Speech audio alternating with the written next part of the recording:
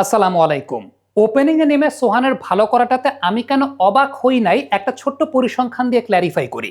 স্বীকৃত টি-20 ক্রিকেটে পেস বোলারদের বিরুদ্ধে সোহানের স্ট্রাইক রেটটা 147।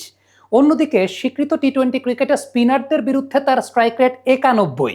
একটু চিন্তা করে দেখেন পার্থক্যের জায়গাটা কত বেশি পেসার আর স্পিনের এগেনস্টে। এবার আন্তর্জাতিক টি-20 ক্রিকেটে সোহানের স্ট্রাইক রেটটা পেসারদের এগেনস্টে 139-এর কাছাকাছি।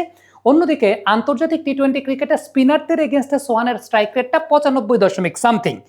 দ্যাট মিনস সোহানের দুর্বলতার ব্যাপারে যখনই আমরা কথা বলেছি তার দুর্বলতা বা ভালনারেবিলিটির জায়গাটা আসলে স্পিন বোলিং এর এগেনস্টে, কোয়ালিটি স্পিন বোলিং এর এগেনস্টে। আপনি যদি লাস্ট এশিয়া কাপটাও চিন্তা করেন, সোহানের দুর্বলতার জায়গাটাই হচ্ছে স্পিনের এগেনস্টে, যেটা পেসের এগেনস্টে তিনি কিন্তু অনেক সাবলীলভাবে ব্যাটিংই করেন। সেটা বিপিএলে কাইল মায়ার্সকে ওই 1 ওভারে 24-25 রান নেওয়া যেটার ঘটনা আছে, আমার কমেন্ট্রি সেটা অনেক বেশি প্রশংসিত হয়, এটা তো একটা ঘটনা আছে। অদম্য কাপেও তখন আমি কমেন্ট্রি করছিলাম, পেসের এগেনস্টে সোহান একটা ওভারে খেলা বের করে দিয়েছিলেন। ঠিক তেমনি ভাবে আপনি যদি সিপিএল চিন্তা করেন, সেই জায়গাটাতে গুলবাদিন নাইবকে একদিন বেশ বেধড়ক পিটুনি সোহান দিয়েছিলেন। সো কাজী নুরুল হাসান সোহান পেস বোলিং এর এগেনস্টে সবসময় কমফোর্টেবল।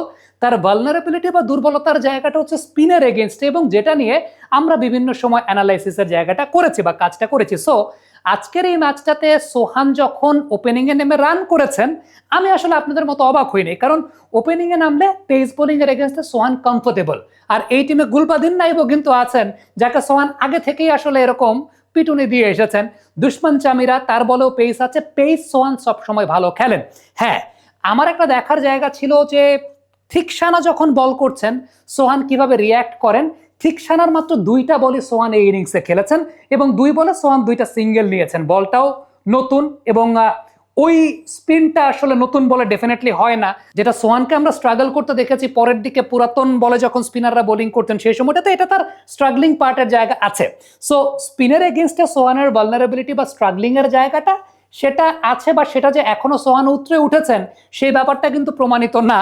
কিন্তু পেসের এগেনস্টে সোহান যে সবসময় ভালো খেলেন সেটা আসলে আমরা যারা কমেন্ট্রি করি, বা আপনি যদি ক্রিকেটটা একটু ফলো করে থাকেন, আপনি যদি লাস্ট অদম্য কাপটাও চিন্তা করে দেখেন, লাস্ট অদম্য কাপেও Sohan was one of the finest batters. Adamya cup যেটা হলো আমিনুল ইসলাম বুলবুলের সময় শেষ টুর্নামেন্টের জায়গাটা টি-20 ওয়ার্ল্ড কাপের কম্পেনসেশন দেওয়ার জন্য, যেখানে ন্যাশনাল টিম, এ টিম আর বাচ্চাদের একটা টিম, মানে ওই একদম আন্ডার-23 একটা টিম নিয়ে টুর্নামেন্ট করা হলো, সেখানে কিন্তু কাজী নুরুল হাসান সোহান দুর্দান্ত ব্যাটিং করেছেন।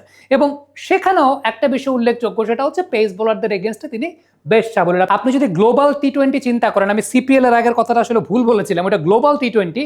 গ্লোবাল টি-20তেও যখন পেস বোলাররা সোহানকে বোলিং করেছেন, সেটা যে কোনো পেস বোলারই হোক না কেন, সোহান কিন্তু সবসময় কমফোর্টেবল।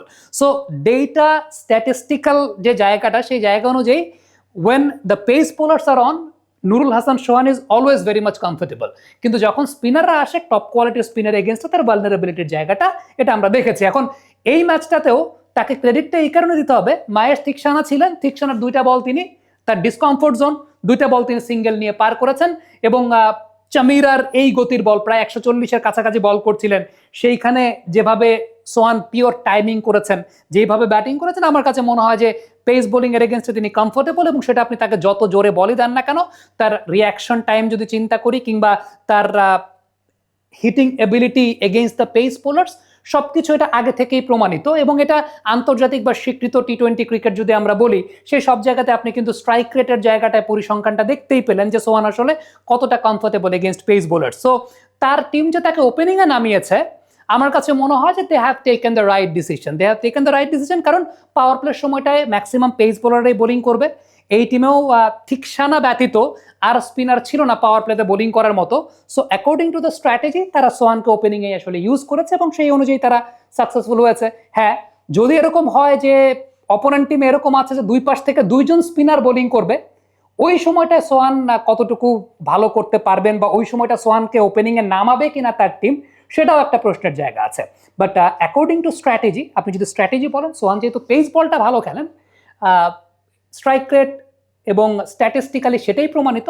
সো তার টিম তাকে ওপেনিংয়ে নামিয়েছে। এবং আপনারা যেরকম অবাক হয়েছেন সোহানের পেস বোলিং খেলার ক্যাপাসিটি বা ক্যাপাবিলিটি অনুযায়ী, আমি আসলে অবাক হইনি, কারণ পেস বোলিংয়ে সোহানকে আমি সবসময় সাবলীল ব্যাটিং করতে দেখেছি।